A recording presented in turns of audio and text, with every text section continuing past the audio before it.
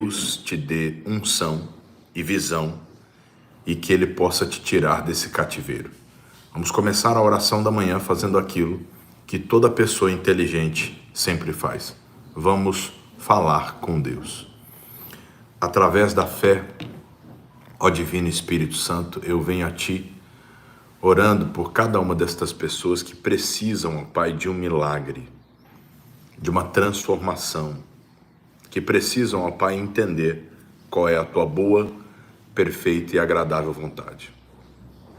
Espírito Santo, que o Teu poder, que se aperfeiçoa em nossa fraqueza, se manifeste trazendo vida, vigor e restauração em todos os aspectos. Que haja luz, que haja transformação, que o Senhor, meu Pai, mude o cativeiro de cada um destes que oram conosco agora. Alguns estão perto, outros longe, mas nessa faixa, neste horário, o Senhor separou para trazer vida e vida com abundância a cada uma dessas ovelhas queridas que oram conosco. Muito obrigado, Senhor. Amém, amém e amém. Sejam todos bem-vindos a mais um Café com Sabedoria Divina. Eu sou o pastor Vanderlei Duarte. Vamos juntos clamar aos céus na faixa das 6 horas da manhã, sexta-feira de oração, sexta-feira de clamor, e que a palavra de Deus ela se manifeste sobre ti, lhe trazendo vida, vigor e discernimento. Hoje nós vamos estudar o que aconteceu com Jó, e eu quero que você preste muita atenção nesse versículo, nos primeiros versículos do capítulo 3 do livro de Jó, que assim está escrito: Depois disso abriu Jó a boca e amaldiçoou a seu dia. Disse ele: pereça o dia em que nasci, e a noite em que se disse, nasceu um homem. Converta-se aquele dia em trevas, que Deus, lá de cima, não tenha consideração por dele, nem resplandeça sobre ele a luz. Chamem-nos as trevas e a sombra da morte. Habitem sobre ele nuvens, as trevas dominem e a sua luz. Aquela noite que a escuridão dela se apodere, não se inclua ela entre os dias do ano, nem entre o número dos meses. Seja estéril aquela noite, e não se ouça nela gritos de alegria. Amaldiçoem-na aqueles que amaldiçoam os dias, que estão prontos para provocar o Leviatã. Escureçam-lhes as estrelas da alva, e que a ela espere a luz, e ela não venha, que não veja as pálpebras dos olhos da alva. Pois não fechou as portas do ventre de minha mãe sobre mim, nem escondeu os meus olhos à aflição. Porque não morri ao nascer, porque não expirei ao sair do ventre. Porque houve joelhos que me recebessem e peitos que me amamentassem, pois agora eu estaria deitado em paz, estaria dormindo e em repouso, com os reis e conselheiros da terra que para si edificavam lugares que agora estão em ruínas, com os príncipes que tinham ouro, que enchiam de prata as suas casas. Ou porque não fui eu sepultado no chão como um aborto, como a criança que nunca viu a luz. Ali os ímpios cessam de perturbar, e ali repousam os cansados. Ali os presos juntamente repousam e não ouvem a voz do opressor. Ali estão o pequeno e o grande. O servo está livre de seu senhor. Porque se concede luz ao aflito e vida aos amargurados de alma. Aos que anelam pela morte, mas ela não vem, cavam em busca dela, mais do que tesouros ocultos, e que se enchem de alegria e regozijem quando acham a sepultura. Porque se concede vida ao homem, cujo caminho está oculto, a quem Deus cercou de todos os lados. Pois me vem o suspiro em vez de alimento. Os meus gemidos se transbordam como água. O que eu temia me sobreveio. O que eu receava aconteceu. Não tenho paz nem sossego, não tenho descanso, mas somente perturbação. Meus queridos, nós encontramos um momento de oração sincera de Jó. Por que oração sincera, pastor? Porque a Bíblia diz que ele era um homem sincero, homem reto, sincero, temente a Deus e que se desviava do mal. Por 3 vezes o céu fez ressalvas de Jó, dizendo que ele era um homem reto, era um homem sincero, era um homem temente a Deus e que se desviava do mal. A sinceridade de Jó foi tamanha que quando ele abriu os lábios, ele não se revoltou contra Deus, ele se revoltou contra si. Ele pereceu, ou seja, ele levou em oração o dia do seu nascimento. Ele colocou ali toda a sua raiva, mas não contra Deus, porque Deus era perfeito, mas contra ele mesmo. Ele diz: converto o dia que eu nasci em trevas, não resplandeça sobre ele a luz, seja estéril aquela noite. Então ele foi tirando de dentro de si todo aquele momento de amargura, de rancor, de sofrimento que ele carregava de dentro. E ali, senhoras e senhores, ele abriu o coração para que saísse de dentro dele tudo aquilo que não era proveniente. Podemos dizer assim que ele fez uma limpeza espiritual na casa. Apesar da saúde física estar debilitada, apesar do sistema emocional estar abalado pelas perdas financeiras e pelas perdas familiares, o espírito dele, ali na oração, ele trouxe o brado de revolta naquela situação, para que ele pudesse, enfim,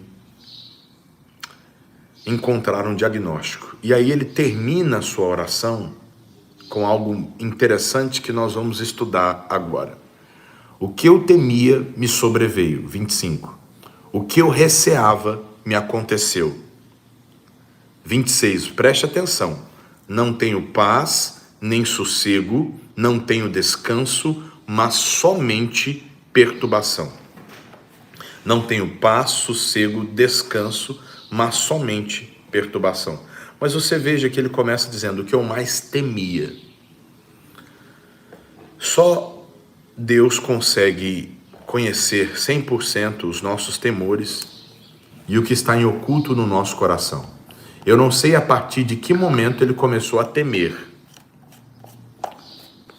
Ok? Mas a Bíblia diz que ele declarou: o que eu mais temia me sobreveio. O que eu mais receava me aconteceu. Então, a Bíblia nos diz que o perfeito amor, ele lança fora todo o medo. Eu não sei quais são os seus medos, quais são os seus temores, mas eu quero te alertar para uma coisa. A sua oração, ela é ouvida diante do céu. Mesmo a sua oração, aonde você contempla o medo, até porque Deus já sabe quais são os seus medos. Mas você precisa abrir o coração e falar: Deus, olha, eu preciso que o teu perfeito amor, a tua palavra, preencha o espaço onde o medo está me dominando. Eu vou te explicar uma coisa que nunca mais você vai esquecer. Ter medo é comum, ser dominado pelo medo é espiritual. Você entendeu? Eu vou repetir para que nunca mais você esqueça. Ter medo é comum. Às vezes nós temos medo do desconhecido. Tem gente que tem medo de cachorro e a cada dia que passa os caramelos estão mais atrevidos nas ruas. Tem gente que tem medo de barata, a exemplo. Tem gente que tem medo de passar por uma determinada rua num certo horário. Tem gente que tem medo de ser assaltado. Tem gente que tem medo de sofrer um acidente. Enfim, existem várias situações que provam. Tem gente que tem medo da água, não é? Tem gente que tem medo de tomar um banho de mar, porque tem medo das ondas. Tem gente que tem medo de dirigir. Tem gente que não dirige até hoje. A pessoa, de repente, diz assim: Deus me livre de dirigir, vai que alguém bate em mim. Ué, e se outra pessoa estiver dirigindo para você? Alguém não pode bater também, não, é? Ué. Mas, enfim, esses medos que nós temos, nós precisamos colocar diante do altar. Tem gente que tem medo de falar em público. Tem medo, quando chega, olha para a multidão, olha para 2, 3 pessoas, treme. Tem gente que tem medo de apresentar os projetos. Enfim, Esse tipo de medo que lhe domina, que você sente, melhor dizendo, é um medo que você sente. Agora, tem gente que é dominado pelo medo. Pode acontecer, pastor, do sentimento de medo ele se tornar mais profundo e me dominar? Pode acontecer, tá? Porque tudo aquilo que lhe domina, lhe faz escravo. Tudo aquilo que tem poder sobre você, lhe torna servo daquela situação.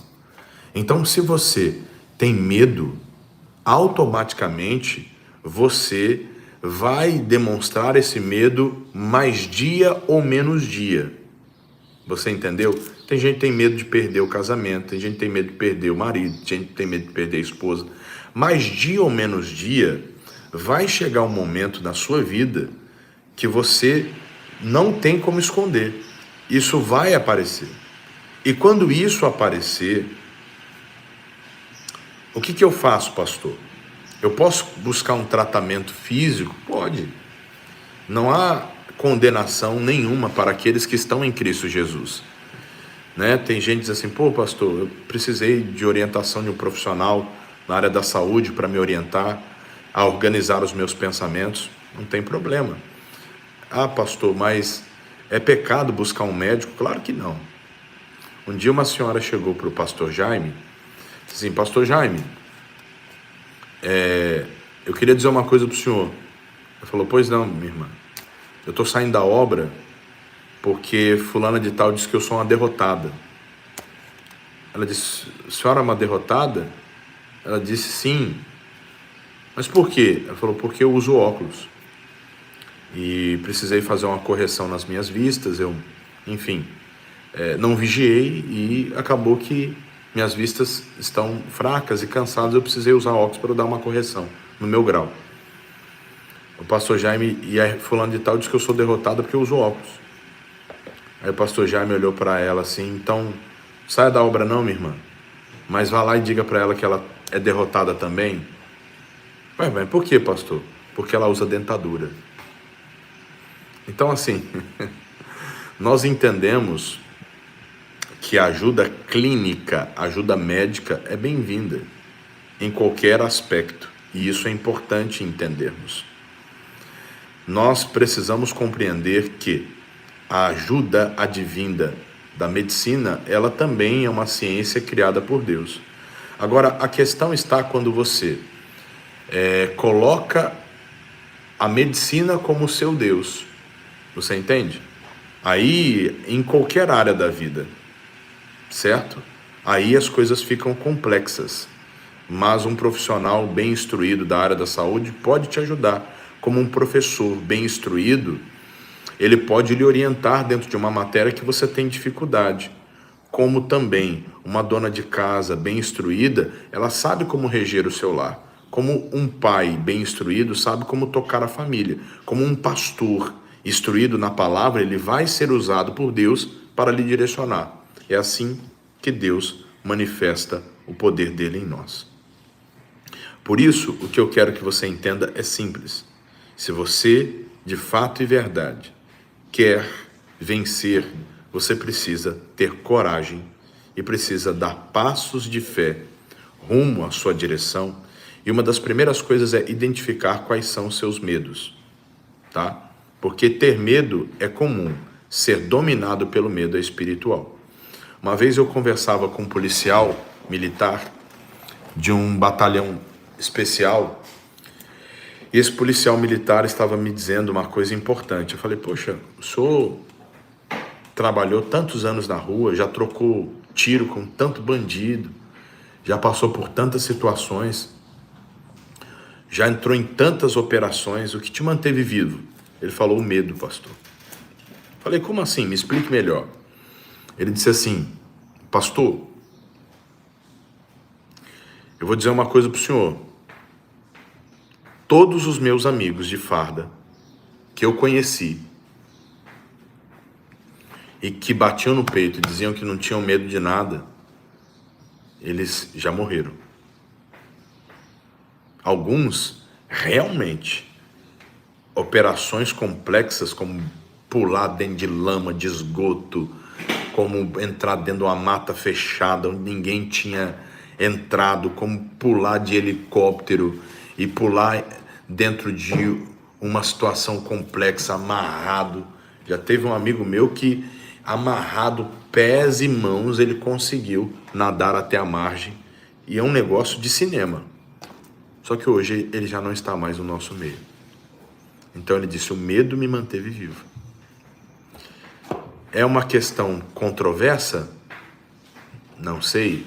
Mas eu sei que aquele homem estava ali para cuidar da família dele, enquanto outros já não estavam mais. Então, sentir medo é comum, ser dominado pelo medo é espiritual. E Jó declarou: o que eu mais temia me sobreveio, o que eu mais receava me aconteceu.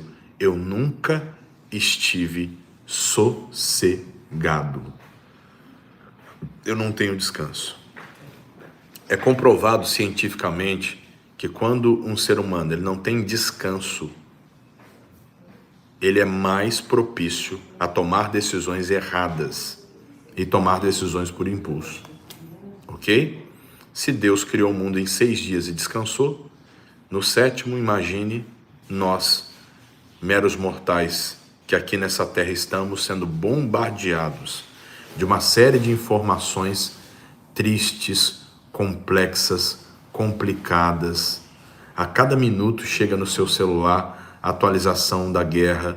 Tudo isso vai ficando no seu subconsciente. Por mais que você seja uma pessoa forte, resiliente, mas isso vai chegando. O aumento da inflação, a dívida do país subindo como nunca na história da humanidade de uns anos para cá. Situações do dia a dia, situações complexas. Tudo isso vai sendo ajuntado dentro da sua mente. E se você não jogar isso para fora em oração, se você não clamar, você acaba entrando em parafuso, que é muita informação na sua cabeça. É muita coisa chegando. É muita coisa, minuto a minuto. Aí fora isso tem a rede social. E aí você compara a sua vida com a vida da fulana. E fora isso tem os problemas do dia a dia. É um filho que de repente adoece. É uma esposa que passa por um problema. É de repente uma questão financeira. Existem uma série de situações que vão amontoando dentro de você e que inconscientemente os estudantes, né, da teoria freudiana, né, os estudantes da psicologia, da psicanálise, eles compreendem que existe um ambiente que a gente chama de ambiente de recalque. E isso vai ficando ali naquele ambiente. Mas chega uma hora que esse ambiente transborda. E quando ele transborda, é como um vulcão em erupção. Aí é onde muitas pessoas recorrem aos vícios, às drogas, recorrem à bebida, aí tomam uma decisão sem pensar, abandonam o casamento, abandonam cidade, se tornam filhos pródigos, tomam decisão: quer saber, eu vou sair de igreja, eu vou sair de tudo, eu não presto para nada, porque eu sou um lixo. E não é que você é um lixo, é que talvez existem algumas situações que você ainda não entendeu, que você tem que botar para fora. E eu falei aqui semana passada, retrasada, sobre a questão de mente, corpo e espírito, tá? Você precisa, de fato e verdade, fazer uma atividade física que possa equilibrar a sua mente, o seu espírito. Fazer uma atividade de lazer que você acha agradável. Pode começar por uma caminhada. Eu tenho me surpreendido com a minha mãe. Meu pai sempre caminhou, né? Meu pai, ele foi bariátrico e sempre gostou de atividade física, mas sempre teve sobrepeso. Ele precisou fazer bariátrico, mas comia bem, né? E aí sempre caminhada, fazendo caminhada. Minha mãe nunca ia. E eu comecei a orientar aqui nas lives, e ela: você não está assistindo agora, vai assistir depois. Ela assiste todo dia. Aí ela falou: filho, eu estou fazendo caminhada agora, está me fazendo um bem tremendo. Minha mãe, detalhe, meu pai tem 76, minha mãe tem 74. Ontem eu falava com um pastor querido aqui no nosso estado, pastor Arivaldo. Parece um garoto, ele tem 80 anos de idade, mas parece um garoto. Parece um garoto. É isso que eu quero que você, ovelha querida, entenda. Você não pode ser um bitolado religioso. Você precisa ser alguém que anda com Deus, como Enoque andou, e para si foi tomado. Assim você precisa andar com Deus. Eu quero orar por você agora e começa hoje a mudar um pouco a rotina. Eu vou esperar segunda-feira. Não, comece hoje, tá? Comece hoje. Faça diferente. Você vai ver que você vai ter qualidade de vida, você vai ter poder de escolha daqui a algum tempo. Você vai ver que a dependência por uma medicação vai diminuir, suas taxas vão voltar para o lugar, você vai conseguir encontrar realmente a razão e força para vencer em algumas áreas que você tem orado e não tem vencido, né? Porque a gente tem que saber orar e vigiar. Para quem gosta de musculação, vai lá e faça. Pastor, eu gosto do crossfit, eu gosto de subir parede, eu gosto de jogar tijolo na parede, eu gosto de levantar pneu. Aí é contigo, meu irmão. Agora, faça alguma coisa e busque a Deus e você vai ver que seu resultado vai ser fantástico. Vamos orar? Vamos orar, vamos clamar ao céu, porque Deus é fiel. Senhor Deus e Pai, Criador dos céus e da terra, eu venho a Ti orando por cada uma destas pessoas que estão aqui, ó Pai, aprendendo. Tua palavra diz, aprendei de mim, pois eu sou manso e humilde de coração. Que haja, meu Pai, de fato e verdade, aprendizado em todos os aspectos na vida desse meu amigo e dessa minha amiga. E que eles possam crescer e vencer em todos os sentidos. Ó Pai, que haja luz nas direções a serem tomadas nessa sexta-feira. Meu Deus, eu intercedo por quem está num hospital, quem está num presídio, por quem já me acompanha há muito tempo em oração. Eu intercedo por todas as pessoas que clamam a Ti nesta hora.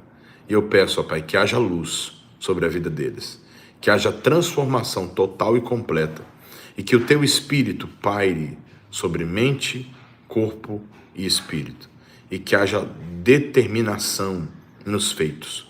Olha para quem não está tendo sossego, olha para quem não está tendo paz, porque meu pai Jó declarou, eu não tenho sossego, eu não tenho paz. O sofrimento era grande, a ponto que ele amaldiçoou o dia do nascimento. Senhor, ele sabia que o Senhor era fiel. Fiel. E nós sabemos que Tu és fiel, ó Pai. Galardoador daqueles que o temem. Muito obrigado, Senhor Jesus. Eu Te agradeço pela vida de cada uma dessas pessoas. Coloque a Sua mão com a minha. Jesus, que o perfeito amor se manifeste sobre a vida de cada uma dessas pessoas. Tirando os traumas. Os traumas que estão aí dentro. Os traumas que estão incubados. Os traumas que estão aí dominando esta pessoa de alguma certa forma. É o que eu lhe peço em nome de Jesus, ó Pai. E que haja do Teu Espírito sobre a vida de cada um deles.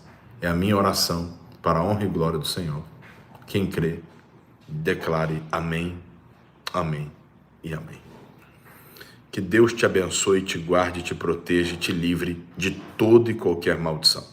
Hoje, os cultos de cura divina e de libertação, daqui a pouco, 6h45, 9, meio-dia, 3, 5 e 7. Delmiro Gouveia 2906 em qualquer uma de nossas igrejas, espalhadas por Aracaju, Sergipe. Vou ficando por aqui, beijo no coração de todos, fiquem na paz